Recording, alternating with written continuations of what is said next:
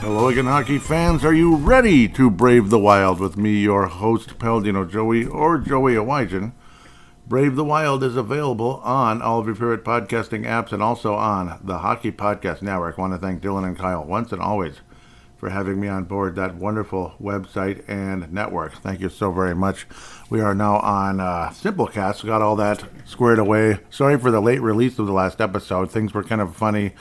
And it's like I couldn't get the darn thing to register, and it's like I had another account already with Video Game Flashback on it. I don't even know. I have no memory of doing that, which is really weird. And then all that struggling turned out to be, I just didn't have a complicated enough password. I didn't, because the thing wasn't really clear. It would just kind of flash and then go back to the register screen. Like, it wouldn't really say why. So that's all it was, and everything worked out eventually, as I just obviously didn't want to screw around. Obviously, I'd already recorded the show and needed to get ready for work and da-da-da-da-da, and that's kind of how it usually is. And so I got home the same night and was like, oh, that's all it was. And then got the darn thing to work. So, yeah, sorry again for the late release of the last episode. Also, the Wild owes us a little apology for the way they played this past week. What the hell is this? Well, out of a possible 8 points, the Minnesota Wild wind up with 3.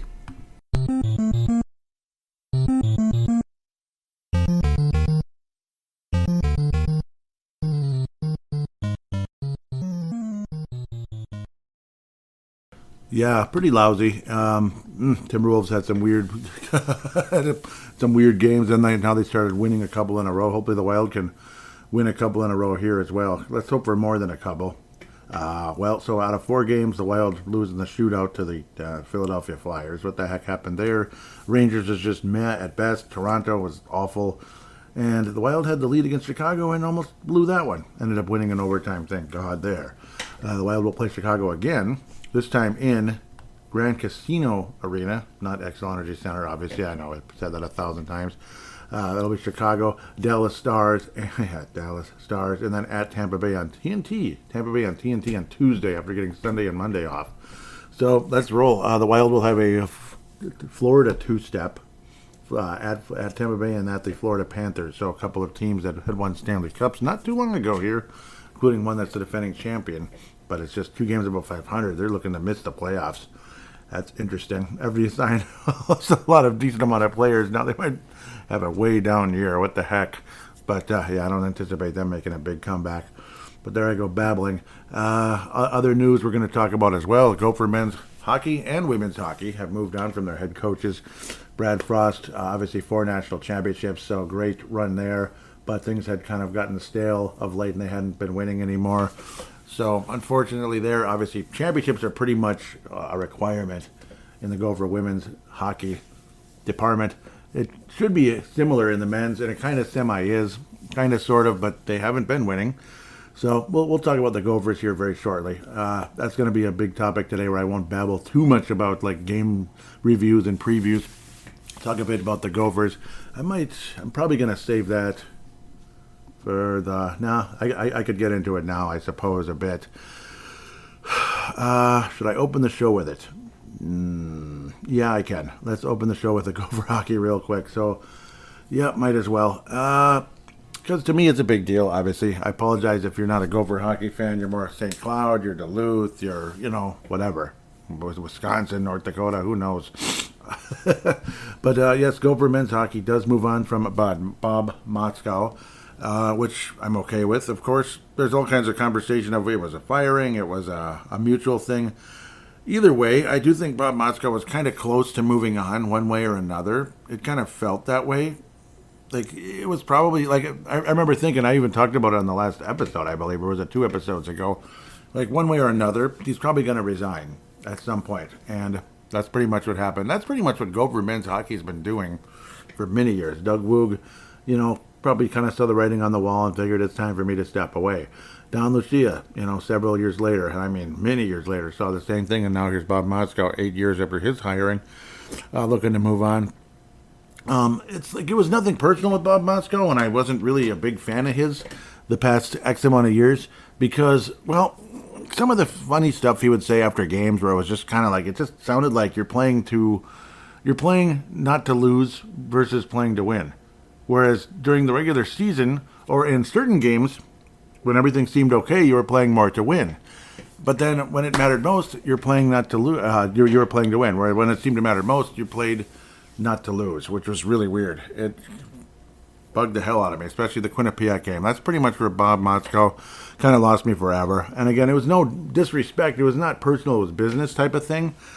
His record ultimately wound up with a 172, 104, and then 24. That was his record as the actual head coach of the Golden Gophers. Of course, he did win a national championship as the assistant coach, the top assistant with Don Lucia on the first run of the two back-to-back titles way back in the day. Thankfully, what would have been my senior class, imagine if I was there, in 2002, got the national championship. So my senior class did get the national championship right before they moved on to whatever, the National Hockey League or the business world or whatever the heck people do after college. Feeling sorry for themselves and being lazy all day. Yeah, some people do that too, unfortunately, which, yeah, I can't say I'm a big fan of that at all. Yeah, but it's crazy though. It was basically like a day apart with Brad Frost. So both sides of the hockey program with the Minnesota Gophers are moving on. Again, Brad Frost had 4 national titles. I was never, put it this way, when I say I wasn't a fan of Bob Motzko, it was mostly just, I don't know, it seemed like his teams underachieved in the tournament. And I know it's one and done, and bad things happen, and I know we were screwed by the refs, like I guess the last time we made the postseason, or the tournament 2 years ago now, or a year ago, it was the whole, hey, the refs screwed us, especially at the end there. But you shouldn't have been in that position. The Gophers were heavily favored in the last NCAA tournament game they were in. They should have won that game. What were we, like a top seed? And it's like, you just fall on your face? What the hell's your problem? Come on. You shouldn't be in overtime in a situation like that. Quinnipiac, it's a national championship game and but you were the far superior team. You shouldn't have been in that position either. Gopher men's hockey should have won that game 4-2, something like that, 5-2, something like that, empty net, if they were more aggressive. But Bob Motzko had his team stay back, basically, and just kind of hold their own. They just kind of stayed back rather than be the aggressor to try to wrap things up. They wanted to kind of stay back and let basically Quinnipiac's freight train eventually push through. And the game went to overtime. Of course, all the momentum's on Quinnipiac's side. And, of course, just moments after the face-off in overtime, Quinnipiac scored. And it's like forever. It'll just forever be a lasting memory, an opportunity that was thrown away. It was, in my mind, arguably the best Gopher hockey team, men's hockey team of all time. All time. They were that good. And they found a way to not win it. It's like things happen, teams choke, especially in the NCAA tournament. The other team just it's a magical night for them and this and that. Gopher team should have won that game. I'm going to say that forever. Staying back did not help that team win a national championship. It prevented them from winning a national championship. It's playing prevent defense, basically, in the NFL, in a sense. You're just not being the aggressor. You're being the aggressee. That's bullcrap. Complete bullcrap. You're the superior team, and you basically let the other team you basically let the other team work themselves back into the game. Is it Bob Motzko's fault that Cooley hit the post late in that game when the Gophers could have gone up by 2 and that would have potentially been the dagger? That's not Bob Motzko's fault. But the coaching, but the approach after taking that 2-goal lead was the mistake. That's the mistake, and forever, it's just forever. That's just kind of. That's part of his legacy. I hate to say it, but it's there, and I'm not the only person saying it. You heard it across. You heard it on Score North. I believe some people on KFAN feel the same way as well. I'm not going to speak for anybody, but at the same time, I did hear it, at least on the Score North side, that yes, that was bullcrap. The Gophers should have won that game, but the coaching let them down in that one, and it is what it is. Other than that, Bob Motzko, yes, he brought the Gophers back from the brink of basically nothing. It was a stale program that was rotting and falling apart, unfortunately, because Don Lucia had basically been there way too long, and whatever he was doing wasn't working anymore, and players just weren't coming to the University of Minnesota nearly as much, and when they did, they'd underachieve. There was Casey Middlestat nearly as good as a lot of us thought? Not really, and he was also a one and done. which was extremely frustrating. So it's like you can't even come back for a year. Like, for heaven's sake, he would have been way better. And I don't think that helped Casey Mittelstadt's career. It's taken him forever to become a good NHL player. Certainly doesn't look like a top 10 prospect to me at the end of the day. Or maybe he would have if he played at least one more year in college. But that's his choice, not mine. Back-to-back Frozen Fours, that was fun. But again, it seemed like always the way things ended with the Gophers in the postseason, it would always end like, what the hell was that? And the things Bob Motzko would say after would say generally after the losses were either blaming the refs or just kind of like, I don't know, we were playing to not lose, basically. It was kind of like the whole strategy that just seemed to continue to be a problem in the postseason. It's like he would clam up. Now, they didn't clam up, the Gophers, and all that leading up to the championship game, and it's just further and further proof the Gophers should have continued to do what they were doing in 22-23, the way they crushed Boston University in the Frozen Four before the championship game. Should have just continued with what you're doing there, and I think the Gophers would have been fine. Quinnipiac deserved to be there and all of that, but should they have beaten the Gophers? No. So that's forever a frustration for me. But the fact that Bob Motzko did bring the team back into prominence again deserves a decent amount of respect, deserves a decent amount of props, and we do thank Bob Motzko for that. It sucks how things ended in a lot of ways because, we're talking falling off the face of the earth, basically. It was the worst Gophers team since the early 70s, which is weird. Like, I don't even know how that happens. Obviously, teams can drop off, but, that's historic. It's like, when Herb Brooks first started, like he was cleaning up a mess there, where the Gophers had basically fallen apart and were basically nothing, and then they won 3 national championships in the 1970s. Then he became the Olympic coach, won the gold medal, and never returned to Gopher hockey again. And we had to wait until Don Lucia in 2002 to win another national championship. Good Lord. That's a long time. I wasn't even born. It was a couple months later in 1979 that I was born, after the Gophers and Neil Brodin won the Stanley Cup. They won the College Hockey Stanley Cup, the men's national championship. And then when I would have been a senior in college, just like, the Jordan Leopolds and Johnny Poles, they finally won their 4th title. And they won their 5th the next year. And we're still waiting. Dang it. A couple of national championship games since then. One, we got crushed by Union. That was really disappointing. That was a Gopher team that grossly underachieved in that game. The program quickly went into a rot basically about 2 years after that. They didn't go to the tournament anymore at all in the last few years of Don Lucia's run there. Bob Motzko again. First couple of years, it was still kind of a slow recovery. Brought them back into the tournament and becoming more of a prominent team, kind of like the Doug Woog days, where the team would be competitive but wouldn't get it done in the NCAA tournament. They'd maybe get to the Frozen Four and lose, or they got to the championship game once and lost in devastation.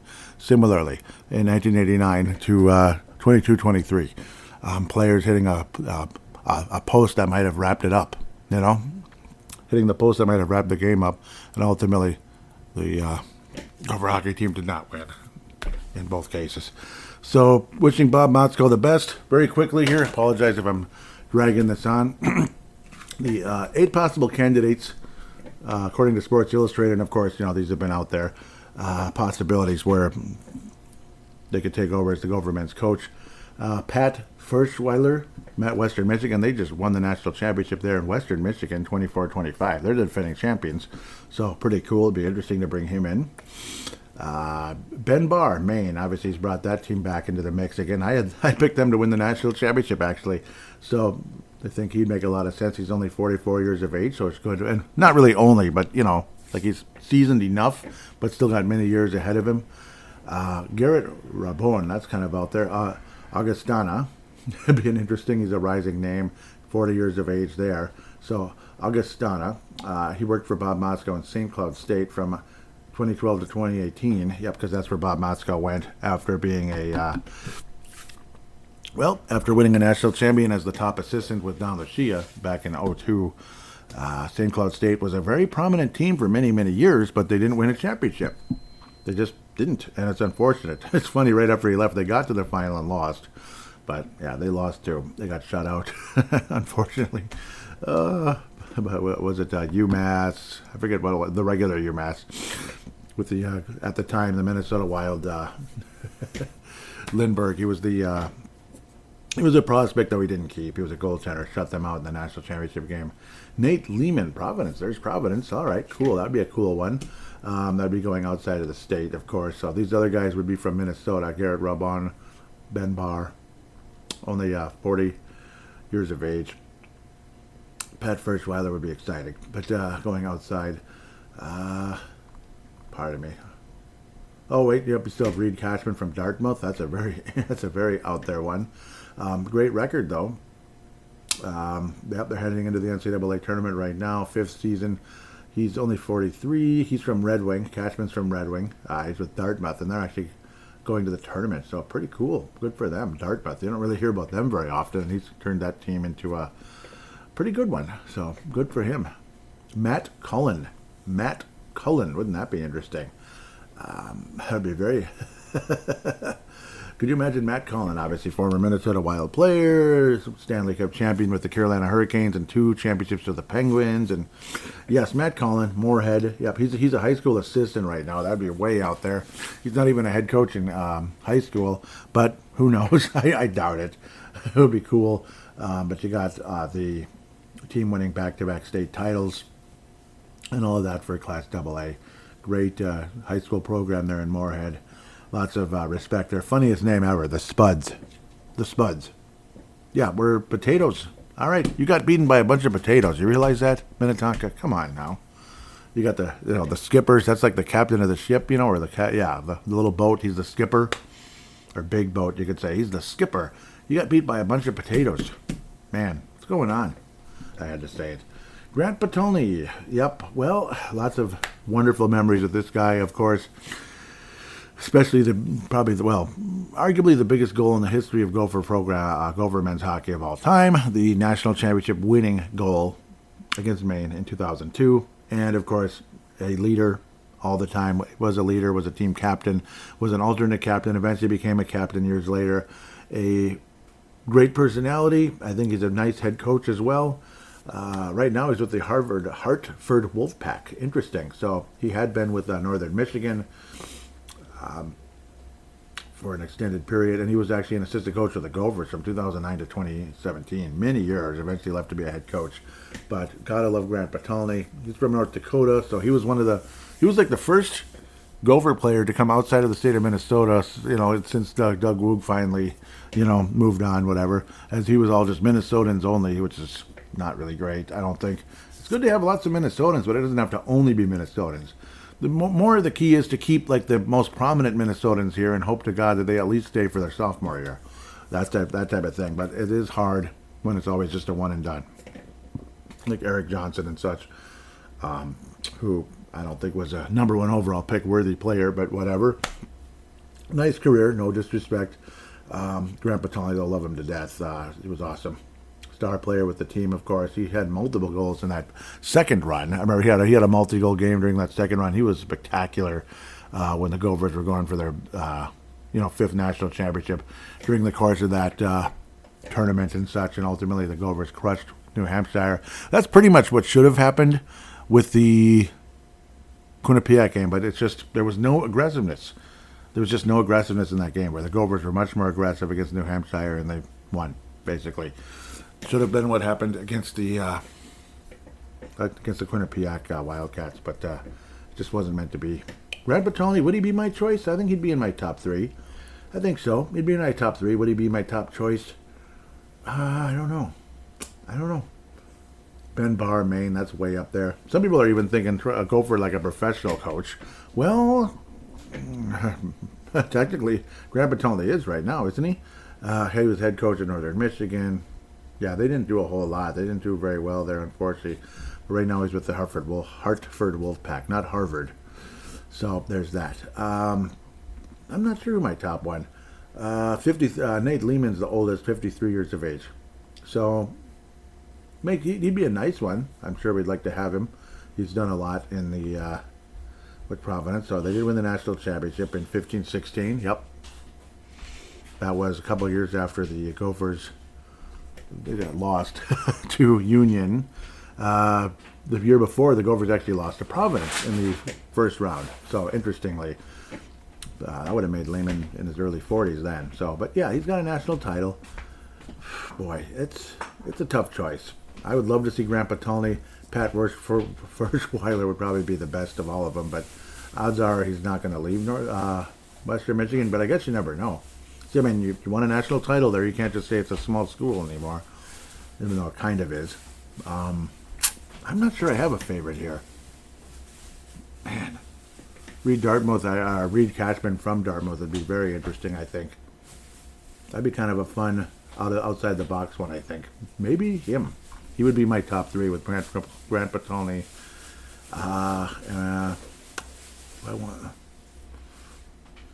And maybe Ben Barr at 44, if you can try to get him. I think that's my top three. And you can go from there. So with that, we can jump back to the Minnesota Wild. Just thought I would. Wow, that was long. I didn't think I was going that long, and I apologize. So that's how that goes, though. It's a big topic. The Gophers don't change their coaches very often. I mean, they really don't. So it's a big deal. Apologize that went on too long. Philadelphia Flyers game extremely frustrating. 3-2 loss. A game the Wild got off to a slow start, worked their way back into it, found a way to kind of blow it late. Or just found a way to blow it late. Yes, they took a 2-1 lead. Did not finish off the Philadelphia Flyers, and it cost them. Flyers would score in the third period, and you go to the shootout and lose the game. I almost called him Dean Evison. John Hines was very frustrated after the game, sounded very angry about the slow starts, and that you need to clean this bleep up, basically. So what happens after that? Well, not a whole lot of good things. Quinn Hughes with a 60 assist season. Wasn't all that excited about it at the end of the game. It's like, yeah, I appreciate it, and it's cool and it's wonderful, to be here in this league and being to be able to achieve such cool numbers. But I'd much rather win this game. It's frustrating. Brock Faber kept chipping away, adding points as well, but a very frustrating loss to the Philadelphia Flyers, 3-2 in that one. We'll try to move quickly here if we can. New York Rangers game, just same old bleep. Yeah, but we just got finished talking about slow starts and all that, and what did the Wild do? Come off to a slow start, 2-0 to the New York Rangers against the best goalie in the league. Yeah, they stink and everything. The Rangers stink. 28, 32-8.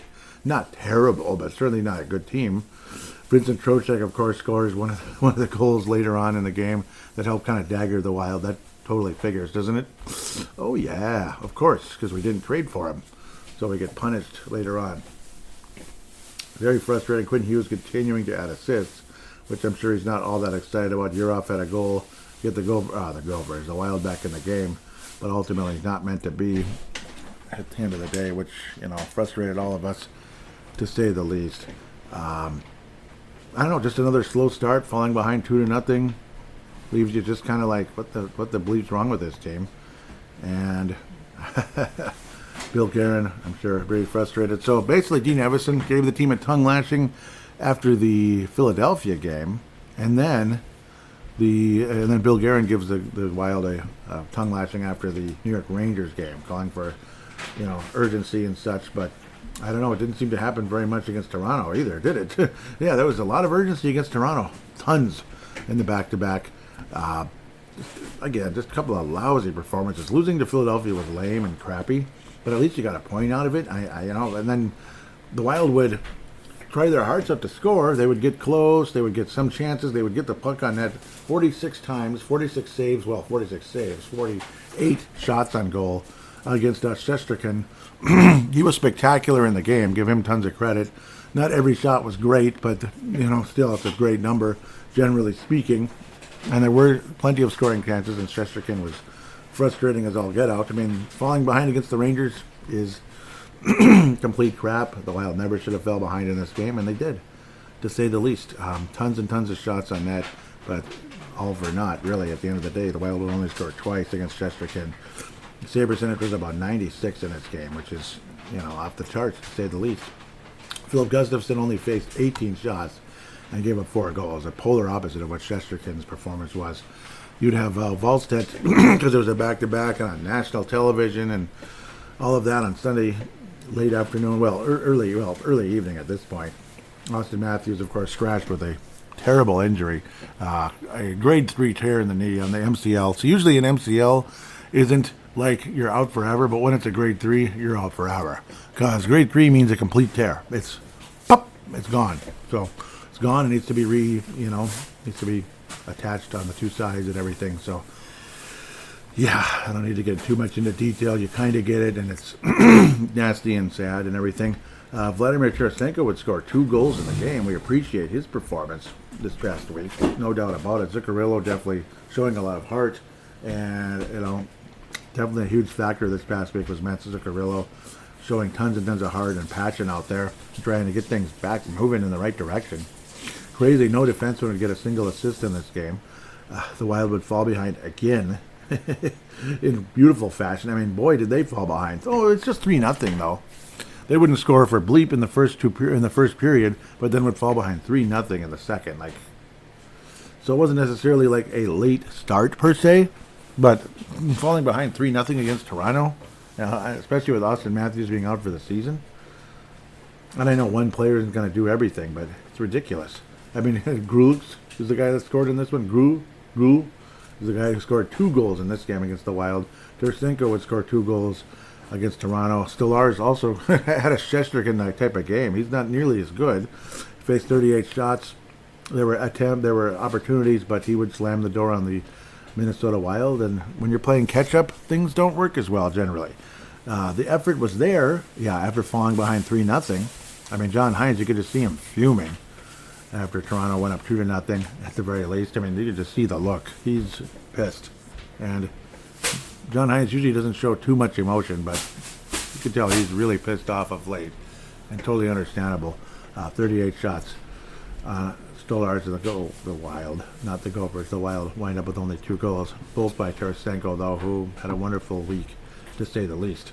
Chicago game, well, the Wild got off to a fairly quick start in this one. Fairly quick, to say something. Yes, they scored 3 goals in the first period. Unfortunately, they couldn't stay up 3-0. They couldn't stay up 2-0 or anything like that. And they would let Chicago slowly but surely chip back into the game. The Wild would not score another goal in regulation after going up 3-0 in the first period, much to our chagrin and frustration, to say the least. Crazy. It's strange how everything just kind of went the direction it did in this game. Danila Yurov, would have some moments, but overall, nothing too spectacular. It's just crazy how the team just flat out stopped scoring in the game. But ultimately, things would eventually work out. Kirill Kaprizov setting up Ryan Hartman early. Marcus Johansson right after that, putting the Wild up 2-0. You figure, okay, hopefully the Wild can continue to cruise in this one. But of course, it wasn't meant to be that way. Tarasenko would add another goal, power play, late in the first period. His 19th goal of the year, so definitely well beyond last year's 11. Power play goal. Faber with his 30th and 31st assist. Nice, strong game for him. He actually had 3 assists in this game, including Matt Zuccarello down the stretch. His 13th goal of the year for the overtime winner. Brock Faber, a pretty darn strong week, I'd have to say. I don't know what I'm clicking on here. Apologize. Very distracted with noise in the background. I apologize. But a very strong week for Brock Faber. Matt Zuccarello definitely showing the passion and kind of trying to keep guys moving in the right direction. Faber's now at 46 points on the year, 32 assists.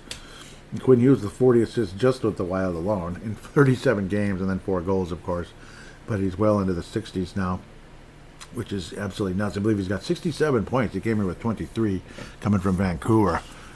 Quinn Hughes playing ridiculous hockey, like 80-plus range hockey, 80-plus point range hockey. And with the Wild, he's playing with almost like a 100-point pace. Tarasenko's just about at 40, so we appreciate what Vladimir Tarasenko has done. He's had his ups and downs, but generally speaking, Tarasenko has been a pretty positive for the Minnesota Wild, and he kind of kept the Wild above water. Guys like Brock Faber, Tarasenko, and if we're going to do 3 stars, Zuccarello definitely kept the Wild above water during this past week, despite some frustrating performances, generally speaking. Extremely frustrating, to say the least. It's kind of, one of these 3 guys has to bring home the Mike Woodanow Award. I think I'm going to go with Faber. I'm going to go with Brock Faber. I like his overall performance this past week. He's a plus 22 on the year, which is tops on the team. Zuccarello really appreciate, generally speaking, keeping things in it. But I'm going to go with Brock Faber for the Mike McDonald Award winner for this week. A 3-assist game versus Chicago. And it's not just the assists, but generally speaking, I mean, he's kind of keeping the Wild alive for the most part. The goaltending wasn't all that spectacular this past week, and just kind of sloppy play by the team in general. Faber has not, he's not been perfect, but he's had a hell of a year, generally speaking, and he had a really good week, generally speaking. Quinn Hughes had one of his weaker weeks this season, but I don't think that's going to bring home the James Shepard Memorial. I don't have the heart to give Quinn Hughes a James Shepard Memorial, but he definitely had maybe his worst week as a Wild, as a member of the Minnesota Wild. I think that's where I'm leaning towards with that. But the James Shepard Memorial, I don't know. I don't know where to go with this one. Definitely some generally frustrating performances overall. Just kind of the slow starts. Like, it's not really individuals, more of a team thing.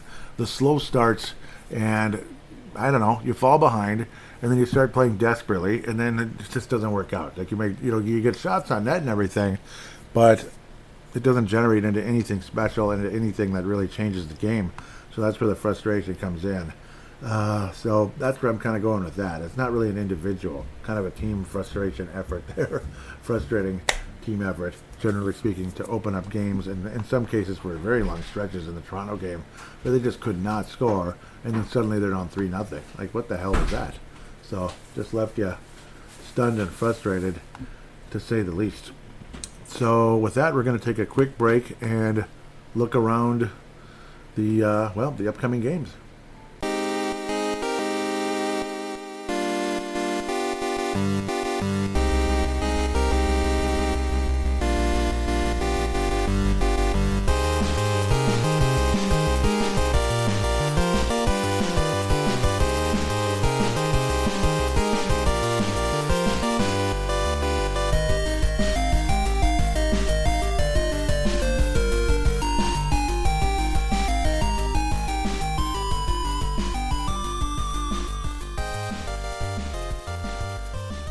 And we are back here on Brave the Wild, segment number 2. I hope you didn't mind me going on a little bit about the Gopher coaching situation, so apologize if that went on too long. But it is what it is, and it was a frustrating week for the Wild anyway. It's not like, yay, we're going to rave about something spectacular happening or some great trade like the Quinn Hughes one. I mean, that deserved its own private show. In fact, the Motzko thing probably should have as well, but oh well, it is what it is. It is what it is, and it fell basically like the day after. So it was in the afternoon yesterday. No way I was going to record when I'm at work, so it's not going to happen. So yeah, let's talk about the upcoming games, but first we're going to hear from DraftKings right here and right now. DraftKings Sportsbook, an official sports betting partner of the NHL, is built for the fastest game on ice. With player props, live betting, every shift, every shot, every save gives you options to get in the game with DraftKings Sportsbook. Looking at the games coming up tonight at the very least, Rangers and Columbus Blue Jackets. The Blue Jackets are heavily favored. Are the Rangers that bad? Well, did you see the game against Minnesota? The Blue Jackets are favored with a minus 203. This is in the money line. Apologize here, I'm bumping stuff. The Rangers are plus 203. Isn't that weird? Ottawa Senators and New York Islanders, who are both playing much better. Senators minus 122. They're the host. The Islanders are plus 117. Boston, Winnipeg. Gotta like the Bruins, right? Minus 127, plus 122 versus Winnipeg. The Wild in Chicago. Well, the Wild are heavily favored. Let's do a little better than we've been doing, though, huh? Minus 203 with the hosting Wild in Grand Casino Arena. Plus 203 for the Chicago Blackhawks. Rematch of the Stanley Cup Final. Edmonton Oilers hosting the Florida Panthers. Minus 144 and a plus 138 for the visiting Panthers. Vegas and, there we go. A classic kind of mountain/Pacific time zone area. The Vegas Golden Knights hosting the Mammoth. Minus 122 for Vegas. Plus 117 for the visiting Mammoth. The Mammoth, to say the least. Download the well. Basically, you got to bet just $5, and if your bet wins, you'll get $300 in bonus bets instantly. Download the DraftKings Sportsbook app and use code THPN. That's code THPN to turn $5 into $300 in bonus bets if your bet wins. In partnership with DraftKings, the crown is yours. Gambling problem? Call 1-800-GAMBLER. In New York, call 877-8-HOPE-NY or text HOPE-NY. In Connecticut, call 888-797777 or visit ccpg.org. On behalf of Boot Hill Casino and Resort in Kansas, wager, tax, pass-through may apply in Illinois. 21 plus in most states. Void in Ontario. Restrictions apply. Bet must win to receive bonus bets which expire in 7 days. Minimum odds required. For additional terms and responsible gambling resources, see dkng.com/audio. Limited time offer. Copyright 2026. NHL. All rights reserved. Well, now we're reserving the right to continue into these upcoming games against the Blackhawks again. Yay. It was a kind of a home-and-home type of thing. Now we're going to Grand Casino before the Florida two-step coming up. Florida two-step, which I believe I talked about in the first segment for a second. Chicago again. Yay! Well, get the win. Let's get the job done here. Wouldn't that be nice? The Wild have a chance to actually sweep the season series despite going to overtime every bleeping game. Will the Wild go to overtime again? Maybe. I hope not. The injuries. Yeah, it's like Bobby Brink. Well, yeah. What the heck? Where's Bobby Brink? Day today. Isn't that wonderful? Come on, man. Well, he's popular. Dang it. Yeah, I guess he is. Well, let's look at the whole list here. Let's go back to the first one. Yeah, well, 3 players. It's not too many. Marcus Foligno injured reserve. The Wild said on Tuesday, March the 3rd, Foligno's week to week. So, still stuck to that status. Day to day for Bobby Brink. Did not play on March 17th. Happy St. Paddy's Day, Bobby Brink. Did not play against the Blackhawks, basically. Day to day. No information there. And Eriksson Ek did not play versus the Blackhawks. Joel Eriksson Ek also hurt recently versus Toronto. That didn't help. Please, Joel Eriksson Ek, we hope that that's just a minor thing. Oh no, please, not Joel Eriksson Ek, please. We've been through this too much. Can't deal with it. Chicago's injury report. This is injury report, of course. Shea Weber's been out since the beginning of the season, and that's all we can say there. Shea Weber. Crazy. The Blackhawks got really old players in there. Shea Weber, Nick Foligno, yeah. Oliver Moore, former, obviously coming out of Minnesota. Winds up with the Blackhawks, like, dang it. Jeff Blazehill, that's the head coach there, said on March 9th that Moore will miss a significant amount of time due to a lower body injury. Sacha Boisvois, basically his day-to-day, did not play against the Wild on Tuesday. Running relays upstairs again. Hyper-ass idiots. I'm sick of it. Sorry. I don't like noise when I'm recording. It's really annoying. Comparisons. The Blackhawks have the worst, they're the worst team in scoring goals. They're 30th. The Wild are 9th. In the power play, the Wild are 3rd in the league. Wow. Blackhawks are 21st. Goals against, the Blackhawks are 22nd. The Wild are 6th. The Wild should be an elite team, but they're not. Well, they can be. They are. They're just not playing like it. This isn't the Timberwolves. I'm getting mixed up in my head. Penalty kill. The Blackhawks have the best penalty kill in the league. Go figure. That's strange. Weird. The Wild have the 16th best penalty kill. It's a lot better than 30th, which is what it was. The Wild have the least penalty minutes. The Blackhawks have the 13th most. Ugh. So, yeah, there's that. Kirill Kaprizov now has... I messed everything up, didn't I? Now has 80 points on the season. Favorite with 46. You gotta love what's going on there. This got completely messed up, which is really disappointing. But yeah, it's disappointing when people start making noise upstairs. They should be going to work, but of course they're not.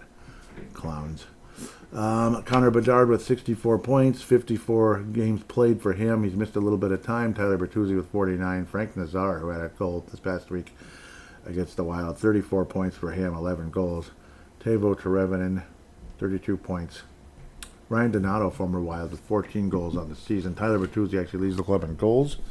The goaltending not so great in Chicago necessarily, but Spencer Knight, when he has his moments, he does. He definitely has his moments.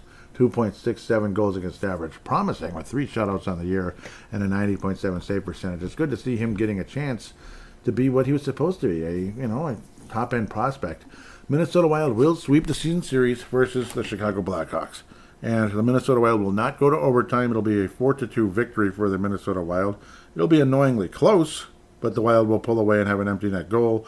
The most likely guy to score in this game is going to be Quinn Hughes. I can imagine him being frustrated and saying enough is enough. I'm going to play better than ever and have a multi-point night. 1 goal, 1 assist for Minnesota Wild star Quinn frickin' Hughes. What do you think of that statement? As we will attempt to move on to the Dallas Stars, this is definitely a statement type of a game. The Wild definitely need to win this one in every way they can. Up and coming, but gosh, how many points behind are we now? Dallas is now 43-15-10. The Wild are 39-18-12. So definitely got some catching up to do if we're going to get home ice. But I don't know. The Wild historically, with home ice in the postseason, have never won a series ever. The Wild have never won a playoff series with home ice. That's bullcrap, isn't it? Isn't it actually? No, we didn't. The St. Louis one, they won it on home ice. That was the only time the Wild actually won a series on home ice, not needing to go to Game 7 to win it, which is crazy. The Wild went to 6 games against the St. Louis Blues, but the Wild were not the favorites necessarily. I think they kind of were. Like, a lot of people thought the Wild were going to win that series with the way Devin Dubnyk was playing. This was back in 14-15. The Wild looked very promising. With Dubnyk. He was acquired earlier that year, and everything was like, wow, this team has a great goaltender, and there's so much momentum on our side, and then we got swept by the Blackhawks. After that, it was, wow, bad. Well, the Wild have played twice against the Dallas Stars this year, and both games were 5-2. The original one, way back in October, 5-2 loss to the Dallas Stars. Crappy start to the season. And then things turned nicely, and the Wild won 5-2 in December 11th. Since then, the teams have not played at all. This one will be in Grand Casino. The first one was in Dallas. This one's in Grand Casino. This next one will also be Grand Casino, and then the season finale will be in Dallas, April 9th. So we'll see how that turns out. Dallas Stars have won 4 of their last 5. The Wild have only won 2 out of our last 5. Injury report on the Dallas side, because we already talked about the Wild's injuries. Taylor Seguin, yep, he's been out forever and all that. He seems like he's hurt all the time now, and he's an older player. He, as of the beginning of December, will miss the remainder of the season campaign and the entirety of the postseason. Yep, so he will not play at all. And no additional information there. They officially said on February 27th, though, so like about 2 months later, they said, yeah, he's out for the rest of the year and the playoffs. Radek Faksa, injured reserve. Retroactive to Feb 17th, but the announcement here was on March 6th that Faksa sustained a lower body injury while rehabbing his upper body injury. So he hurt his lower body while rehabbing his upper body. Ouch, that stinks. So very interesting there. Mikko Rantanen, injured reserve. Retroactive to Feb 21st, but the announcement on March 10th. Rantanen has resumed skating, but his return to the lineup is not imminent. Rupe Hintz. He's giving us a hint here. Retroactive to March 6th, but the announcement on March 10th. Hintz is not required to undergo surgery and is hopeful to return before the playoffs. So, the Stars are a little bit shorthanded here, especially with Mikko Rantanen and Rupe Hintz. Those guys have been killers. Ratnan's been pretty damn good since being on the Stars, and Hintz has definitely been a Wild killer. Didn't he get a hat trick against us? So I think it feels like he's had multiple hat tricks against the Minnesota Wild. The Stars overall, numbers 8th in goals, 2nd in the league in power play. They have the number 1 shooting percentage in the league. A stat I don't bring up much, but they're number 2 in the league. Goals against, 2nd. They're 2nd on the power play and have the 2nd best goals against. Jeez. Penalty kill, they're 11th. Penalty minutes, they're right in the middle. So, right in the middle at 15.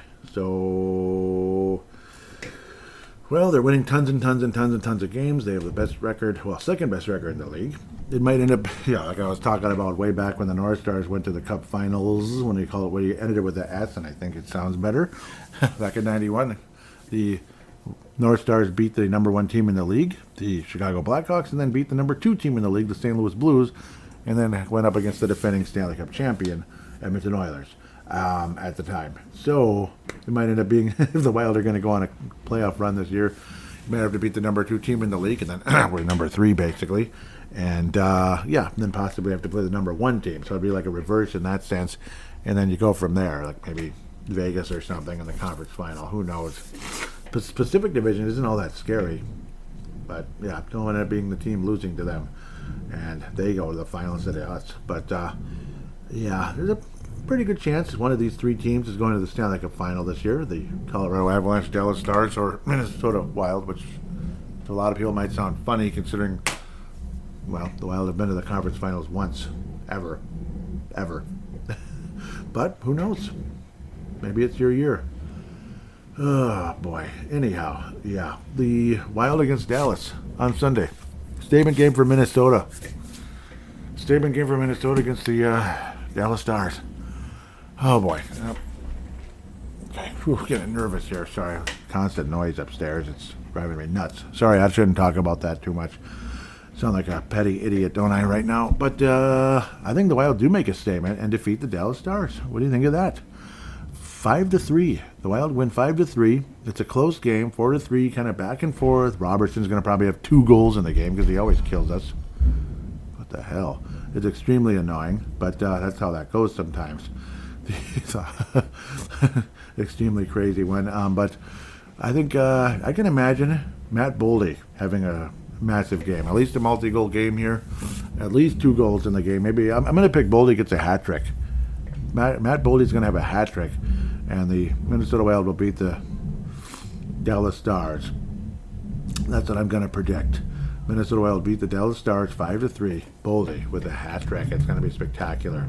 Maybe an empty netter will be the hat trick, and you'll see a bunch of hats flying down on the ice, and the Wild beat the Stars. Big statement game, big one. Not sure what's going to happen April 9th, but we'll celebrate that one at the very least. Minnesota Wild then head to Tampa, Florida on TNT. Tampa Bay Lightning, who the Wild beat pretty nicely, 5-1, about 2 weeks ago now, right? They're 20 games, about 500. They only have 4 of those overtime shootout losses. And they've been a pretty good regulation team, 41-21-4, like I said.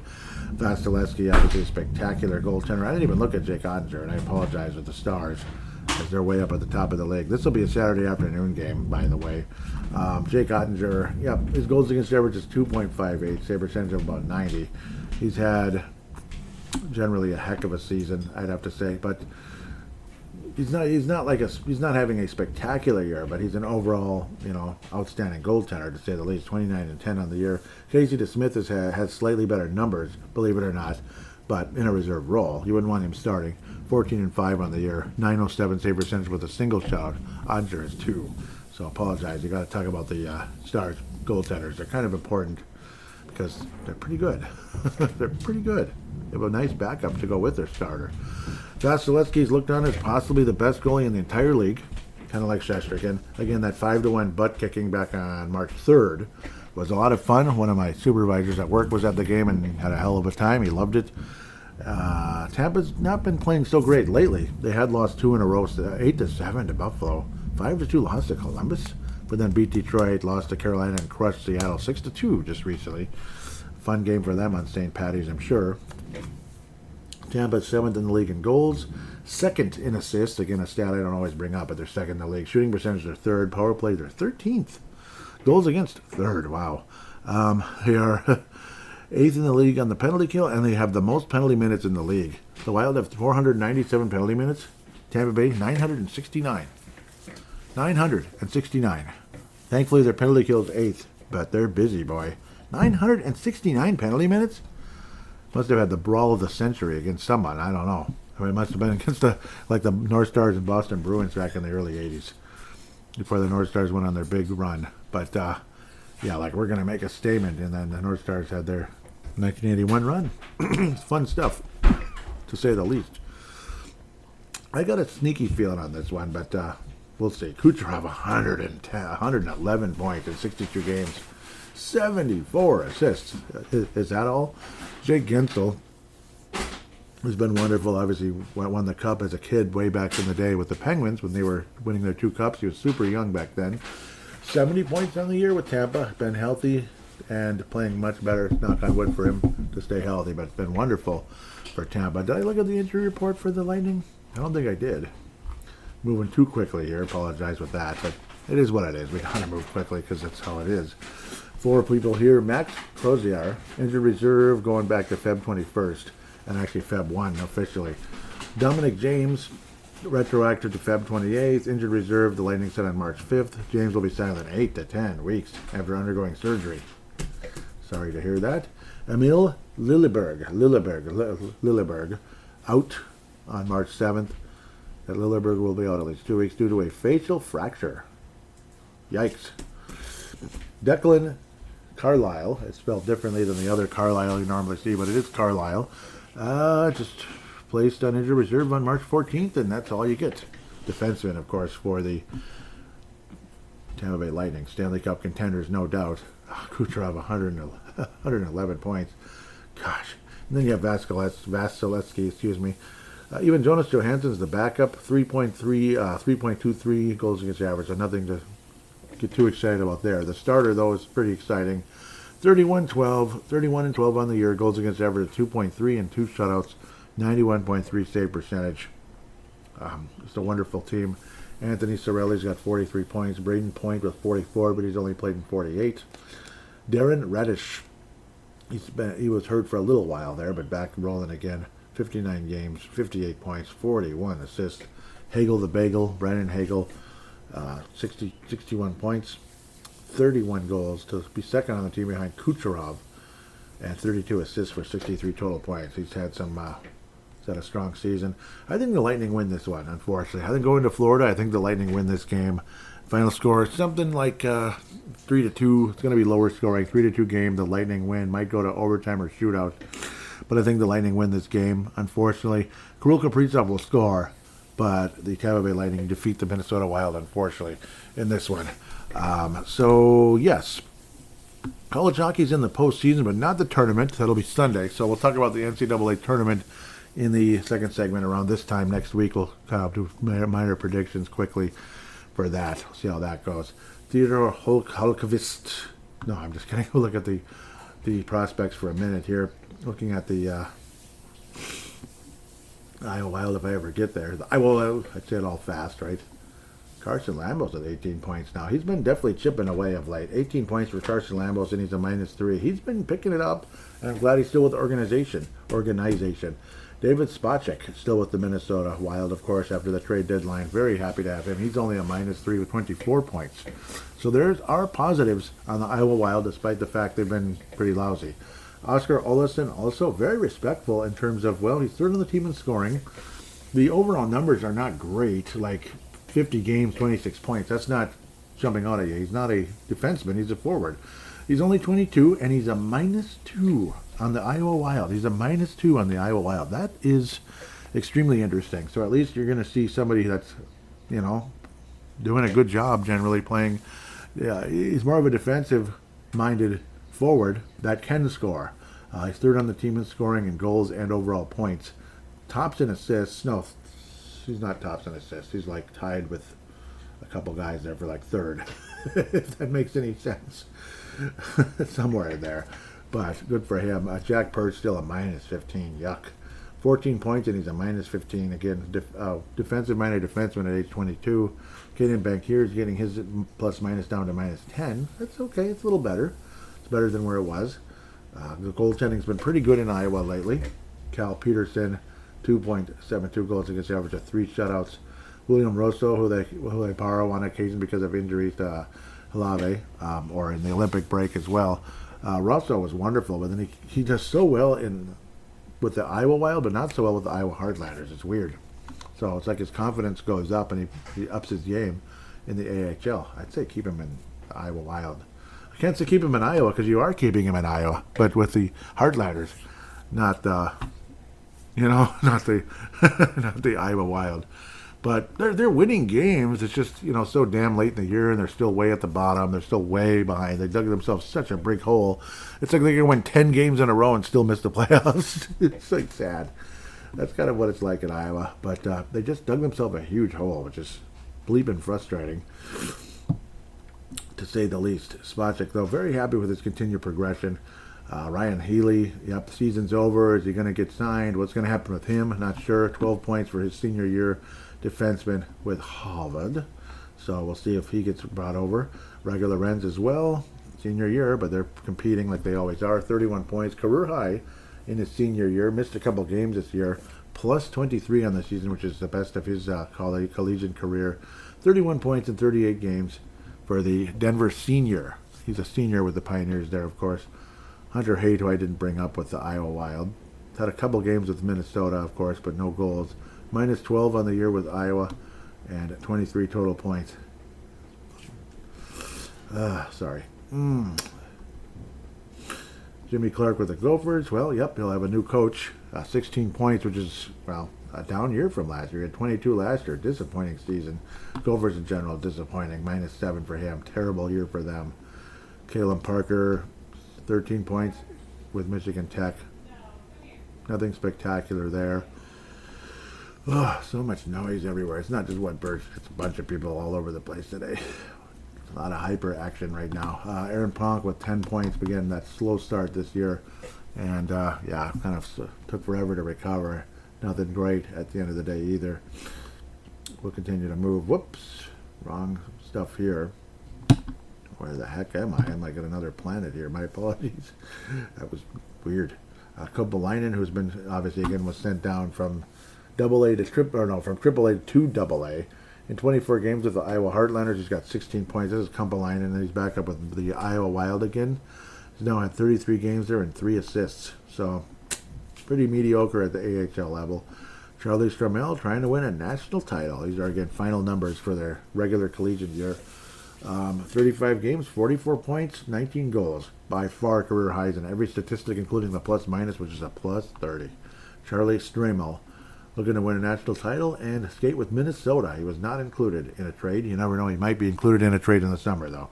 Who knows what will happen at the end of the day.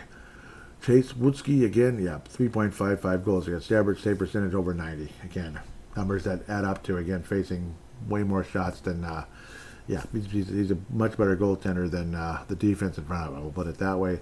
Aaron Stolioni, well, career highs in the pro levels there. 40 games, 7 points, 3 goals, 4 assists. Right shot defenseman in Finland, but he is playing at the pro level, the major pro level in Finland, so that does count for something. Kivi Haro, same thing, career high right now in 47 games, 17 points, passing last year's career high of 16. 6 goals, 11 assists, but is a minus 10. Yeah, hey. Sorry, I don't know if you can hear that. Good Lord, man. Ryder Ritchie for Boston University, 17 points in 38 games. Ugh, that's kind of rough. But he's only 19. Hopefully he can get things going again. That's a right shot, right winger, but not scoring a whole lot at the collegiate level so far. Justin Kipke, again, with the Arizona State Sun Devils. 13 points in his first year there, but he's also a 20-year-old college player there after being a junior guy. Carter Klippenstein, 19 years of age, 28 points, matching last year's total in 20 less games. But the plus-minus is way down from 20 to 1. Ouch. Lirim Amadovsky, well, he's progressing. Nothing spectacular, but progressing. This is in the OHL. Right shot, right winger. 62 games, 46 points. He's got a number of penalty minutes as well at 53, but 25 goals. That's a decent career high there from last year. Adam Bennick, again, dominating for the most part at the OHL level. Not like 100 points or anything, but in 46 games, 27 goals, 46 assists for 73 points. It's his first year in the OHL. And the youngest guy in the whole organization so far, Theodor Holmqvist, who turns 19 on June 14th. 6 points with the Swedish Junior League. 3 points in the basically the AAA level in 30 games. And in 8 pro games, he's got 1 assist. So, yeah, that's over there in Sweden, where they know how to play some defense. For the, to say the very least, they definitely know how to play defense. With that, we're going to take a quick break and come back for fan interaction.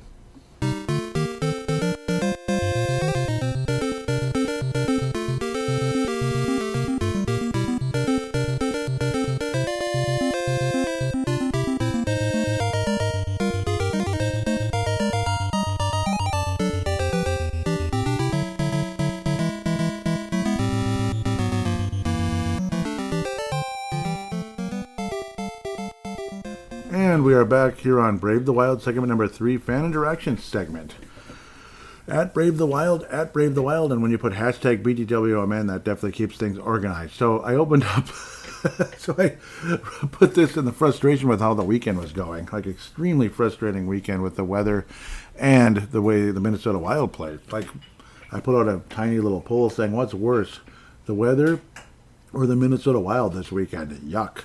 It got a few votes, not a trillion votes, but some. Well, the Minnesota Wild bring in 87.7%. The weather got 14.3. Yep. The weather was frustrating because we couldn't do anything, and it's kind of dangerous, too. Who knows? I mean, I hope everyone is okay at the end of the day. There was a reply from Derek Felska of the Crease Assist podcast. Do check that out, of course. A great, great Minnesota Wild show. Just don't forget about this one, but don't forget about that one either. So listen to both of us. You can always, if the show is too long or whatever, you need to do something else for a while, you can always pause it and come back. I mean, you don't have to listen to the whole show at one sitting, and you don't have to stop and stare at the wall while listening. That's what's great about podcasts. You don't have to watch it like, say, a YouTube video or something. You can be vacuuming, you could be shoveling, what you might have been doing last weekend, or who knows. But anyhow, to Derek's comment here, he said, I voted for the weather. Wow. So yeah, but I understand. Simply because it felt like we were well beyond that winter relapse, where in my neck of the woods was more snow than we had all winter in the span of 24 hours. Yeah, I mean, he said the Wild relapsing is just them being on brand. I hate to say it, I agree with that. Yeah, I agree with the whole being on brand thing. Yeah, and the weather really was awful and frustrating. It's like, yeah, let's move on. I'm sick of this crap. I'm not sure it was the most here. It was either tied for the most or about the same. I don't know if we got. It's hard to gauge how much we actually got here in Golden Valley, particularly. Like, did we get 10 inches? Did we get 8? Hard to say because of the wind and the how it started things off. Things start off kind of might have melted a tiny bit at the beginning. Who knows? But Derek also putting out a poll there, which I was a little bit late on. Yeah, I was late on retweeting, and I apologize, but at least got the retweet out. There's still a chance. Where are we going? So his poll was, with the Minnesota Wild's current home struggles against non-bland opponents, has that caused you to reassess your expectations for this team? And then the 4 choices are yes, back to one and done, and that's sort of, especially versus Dallas and Colorado. Number 3, no, they will be fine. And the final one is I have no expectations. I picked for sort of, especially versus Dallas and Colorado. Yeah, I mean, that's in 3rd place right now, and the other 2 are tied. Yes, back to one and done, and no, they will be fine are tied. And I have no expectations is in 4th place at the moment. I shouldn't even be reading this off. But hey, this can change, and there's time, and Derek will get into it on his show, so do check it out. They'll have plenty to say, I'm sure, because there's a few replies. Okay, so looks like we have a Derek Lightning Round, which I'm looking forward to. Derek Lightning Round hath returned. And always love the Derek Felska Lightning Round. If I could, yep, so he voted for the weather, sorry. Next one. What video game character would I compare Marcus Johansson's latest scoring drought to? Video game or character. So what video game character would I compare it to? Oh boy, shoot. Think for a second. The scoring drought. Oh man, it could be. I don't know. Maybe like it could be like Gao in Final Fantasy VI, when you're trying to add different abilities and you keep not getting them because, like, say you're in the Veld. I don't know. I don't want to explain too much, but basically, he's a character that can gain attacks when he's in this wilderness area called the Veld, but it has to be a new monster, and if you keep seeing the same monsters over and over and over again, you get nothing. So I guess I'll say Gao for that reason.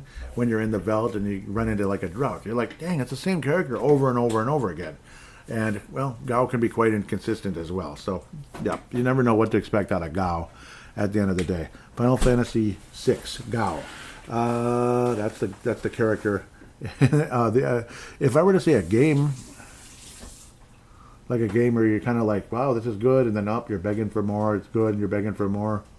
I don't know. Like sometimes Final Fantasy. Basically, after Disc 1 of Final Fantasy 7, After disc 1 of Final Fantasy VII, after a certain huge, at the time it would have been why is my brain stopping here? A spoiler, after a major spoiler at the end of disc 1 in Final Fantasy VII, just in case you're going to play it for the first time, the game's kind of boring after that. And it's like, that's kind of what it's like. So disc 2, 3, 4 of Final Fantasy VII, I didn't really like the game that much after the spoiler. It just changed everything. But, yeah. Anyhow, next, again, hashtag BTWMN. Radko Gudas got a 5-game suspension, for the knee-to-knee hit he gave an Austin Matthews that took him out for the season, and that was that grade 3 sprain of the MCL. Ugh, awful. Grade 3, which means pop. Is that sufficient, or does the NHL Department of Player Safety flow chart discipline need some serious revision? I think it's not sufficient. I think Radko should face at least 10 games. At least, if not 15 to 20. Like, seriously, because that was BS. That's got to stop. 20 game suspension. Yep, I would say 20 games, and yes, then you need a revision, yes. We have a response from Swankinator. That's kind of a cool name. Ducks are out of the playoffs. Gudas should be out for the year. That's my opinion. Are they out for the playoffs, though? Yeah, somebody's posting, like Anaheim's in first place. Yeah, Matt Schultz, that's what I was saying. They're not out of the playoffs. But, yeah, I'll give both of you guys a follow for fun. Hope you don't mind and stuff. Interesting. Okay. But, yeah, I mean, they're in first place. It's a crappy division for the most part. Yeah, Vegas is the best team in that division, I think. But, yeah, they're in first place. They're probably going to make it. And it's the really, if anybody's out for this, like they're not going anywhere, it's Toronto. But that doesn't make it okay for sure. I think it should be a 20-game suspension to finally put the clamp down on that bull crap, because it's got to stop. Like Matt Cook used to do that, and he did it here even as a member of the Wild. And I remember he speared a member of the Wild when he was with hated Vancouver Canucks, which they were hated back then. Now it's like, no, not really. Do you hate Marco Rossi? No. Steve William? No. Liam Ogren? No. Okay, continuing. Back to Derek. Currently, the Minnesota Wild's Yakov Trenin leads the NHL in hits. Wow. Even if goal production remains relatively small, does that justify its salary, in your opinion? Yakov Trenin. I don't know. I was thinking Urov. My brain's stopping. Yeah, Yakov Trenin. Kinda. It kinda does. I mean, kinda. 3.5 is not as bad as it was just a couple of years ago, and it's getting better. So I'll say kinda, sorta, yes. I'm like, Minnesota Sports Insider is saying 100%. He's a difference maker on the wall, a good defender, solid forechecker, and wears down players. Doesn't make too many mistakes on the ice. Plus, he's Russian, and Kaprizov's benefits off ice from having Trenin. Yeah, that's a good response. I'll say like about 75% if I was going to say anything like that. I'm going to give you a follow, Minnesota Sports Insider. Yeah, I would say kind of, it's not that bad now. It's interesting. I'm guessing Derek kind of likes him a little more now, too. He's certainly a heck of a lot better than he was previously. I thought it looks like there's 2 posts. Maybe one of them that's annoying. I won't show them both. I don't know why. Maybe it's like what you call it. Oh, it's saying it's like spam. Like not him, but somebody else. Die Hard Gopher. That's not spam. Hits are an overvalued stat unless it creates change in possession and or creates scoring chance. Yeah, that's true. That's what I didn't like about Clutterbuck that much. I always thought he was overrated. So many of Trenton's hits come after the opposing player's already passed the puck, so there's a little impact. That's a good point, Die Hard Gopher. And I'm a Die Hard Gopher too, by the way, so I'm going to give you a follow for real. Yep, I hope you're semi-pleased that they're moving on from Moscow, because I am pleased with it. That's a good point. That's why I'm saying like 75%. Like, yeah, I mean, he's playing better, generally speaking, but there's definitely a frustration there. Final one here, but it also looks like there's a reply. I did not put out a bat signal, but Derek still jumped in, which I really appreciate. And I could have put out the bat signal, and I wanted to, and then it's like, oh, maybe there'll be enough, from that poll. The poll generated one response, but it was a really good one, Derek. Thank you. I didn't push things enough. But hey, that's a decent amount of responses here, and I appreciate it. Of this summer's group of Minnesota Wild unrestricted free agents, which ones deserve to be retained, or which ones which ones should the organization walk away from? I'll get to the reply first here. Jay Jungle said McCarron and Zuccarello at the right price, and keep Hunt as a restricted free agent. Yeah, bring back Zuccarello again, maybe. McCarron, well, so far he's been good. I just hope it doesn't turn out to be a mistake at the end of the day. So we're going to head up to the thing. You know the thing? You know the thing, like a certain ex-president said a couple times, or at least once. Puckpedia, since we can't use the other one anymore. The cap, whatever the heck it was called. So Vladimir Tarasenko, he's an unrestricted free agent. Foligno, man, he was making 4.5. Oofta. Making more than Mets. Mats is making 4.1. I wouldn't mind bringing Mats back for one more year for like 3. Would he do it? I don't know, 3, maybe 4. Otherwise, Michael McCarron. Yeah, if you can get him back cheap, like you don't give him like $3 million. Marcus Johansson, are we ready to move on? I think so. Fabry, I don't really see much unless you really value him, and maybe he'll be a quad A kind of guy. He's kind of in the mix of middle of quad A and pro. Quinn Hughes isn't even an unrestricted free agent until next summer, but they better sign him quick. Bogosian, I'm saying probably not. Petrie, I don't see any reason to bring him back. Sorry, Petrie. Hunt Damon. Yes, I'd like to bring Damon Hunt back, at least as a 7th defenseman. So, Hunt I'd like to bring back. Bogosian, Petrie, no. When you said, like, who would you bring back and who wouldn't? Hunt is arbitration eligible. We'll see what happens. Fabry, no. Unless, again, maybe it's quad A. Marcus Johansson, I'll say no. Which might sound crazy to some, but I think it's okay. I think it's time to move on and give someone else a chance. McCarron, at the right price. Don't go crazy. Bobby Brink, well, yeah, yes. I'm not that impressed with him yet, but yes, bring him back if it's reasonable. Arbitration eligible. Yeah, he's not a UFA, he's RFA, but yeah. So, Vlad, I kind of want to bring Vladimir Tarasenko back if it's cheaper than 4.7. I kind of want to bring Tarasenko back. Foligno's 38. I don't know. And Zuccarello's 38, so Foligno I'm kind of like probably not, but who knows. Maybe we can get him for 1 year, $1 million or something. Then maybe it's, I don't know. But it's a roster spot and all that. I mean, you want to see some guys maybe try to see somebody win that spot. Guys compete for it. Dang. Yeah, I'm kind of saying no for Nick, but we'll see. Matt's maybe if it's a little cheaper, like $3 million. He's super old, and Vlad about the same, maybe $3 million or something like that, maybe. I wouldn't mind bringing Vlad back for another 1 year. I mean, and for either one, Vlad or Matt's, it's a single year, and it's kind of like a take it or leave it. And Bobby Brenke's a restricted, so we'll see. McCarron, okay. Again, don't go crazy here. Don't give him 3 years, $4 million per. I don't think they're going to do that, but still, hard to say. If he gets some sexy offer from the Carolina Hurricanes or something, like Ian Cole did years ago, fine. You know what I mean? It is what it is. It is what it is. Johansson, I'd say I'm okay. Bogosian and Petrie, no. Nope. There's other defensemen in the system, including Damon Hunt, who's right there. So go for it. And obviously, you hope Quinn Hughes stays forever, and Brock Faber continues to stay forever. I do believe that's all. I just got a message from Kyle of THPN. Yep, everything's good. Yep, I'll probably reply to him in a minute. Yep, everything is good with Simplecast. He's checking to make sure he knows I'm a Thursday guy here recording the show. I think that's it. Yep, Jay Jungles replied with, McCarron and Zuccarello at the right price. Yes, exactly at the right price, so reasonable, especially in McCarron's case. Zuccarello is 38. He's in no position to demand like $7 million or anything, so it is what it is. With that said, I want to thank all of you so much for listening to this show.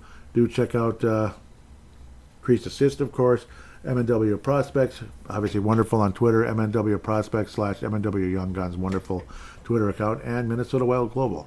With that said, thank you so much for listening. Please put a 5-star rating on Apple Podcasts if you could. It would be greatly appreciated. Spotify as well. If you're using that, if you could put a 5-star rating for Brave the Wild, it'd be greatly appreciated so much. And share the show around if you could. With that said, thank you again for listening. Share it with your friends on Twitter, Facebook, or whatever, Instagram.